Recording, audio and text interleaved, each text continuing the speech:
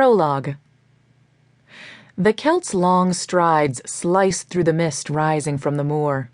Like waves, the damp fog swirled and rolled from his legs. Overhead, grey clouds squeezed one fat icy raindrop that missed the brim of his brown derby and landed with a splat on the end of his nose. He slashed it away with the back of his hand. A fitting morning to match his foul mood.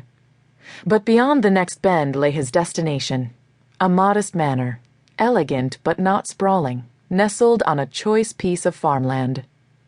His feet devoured the remaining distance, carrying him to a wide staircase with stone steps and a curving banister. His grip on a pearl-handled walking cane tightened as he lifted it to strike a matching set of oak doors. At the second knock, the doors parted, and a pert housekeeper draped in black from head to foot poked her head out. "Can I help you, sir?" "The master of this house, is he in?" Her eyebrow lifted. "Aye, sir, but Mr. MacLeod does not take visitors at this hour." He cut the words from her mouth with a sharp glare. Voice low, he lifted the cane and touched the handle to his forehead. "Tell him the Celt has come with business to discuss." Her firm chin dropped a finger span. She lowered her voice and spoke his name cautiously. "The Celt?" "Ah, good. An appropriate amount of fear." He nodded. "That's what I said.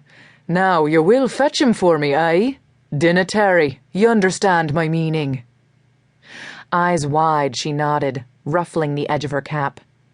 "Aye, sir." "Good." He lowered the cane to thump against the floor, then motioned past her to a room that opened off the hall. "Is that the parlour?" Again she nodded. "I'll wait there. Go on with you now." In answer, she whirled and sped up the stairs. He followed suit, the tails of his overcoat flapping, and swept through the hall into the parlour. The woman was sufficiently cowed. She would not keep him waiting long. Indeed, the hands of the mantel clock had only crept forward a few paces before the door behind him opened with a whoosh. Biting back a smile, the Celt turned from the cheery fire. He and Brian MacLeod had never met, but the Celt made it his business to know about men of power, their strengths and weaknesses. MacLeod was impatient, brutish, and loud, with a quick temper and a perpetual scowl. He loomed in the entrance, his untucked shirt drooping sloppily over his trousers. "Who are you, and what do you mean frightening my staff half to death?" Arrogant fool. His identity was a well-guarded secret. Were he to answer MacLeod, the man would be dead before nightfall.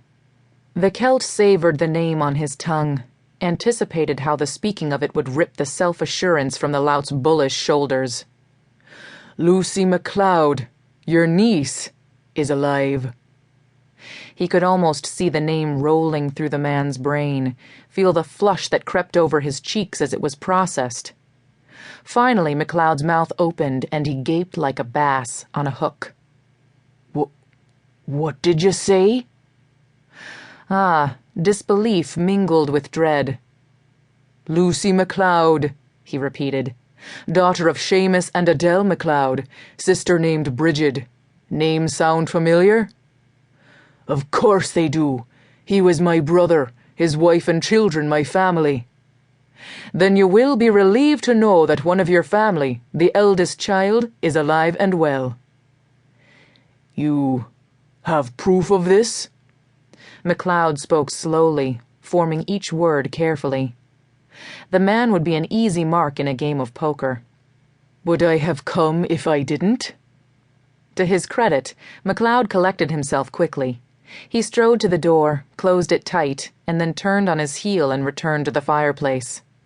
His blue eyes, so pale as to almost appear grey, narrowed, and he drew himself up through his barrel chest until he stood nearly as tall as the Celt.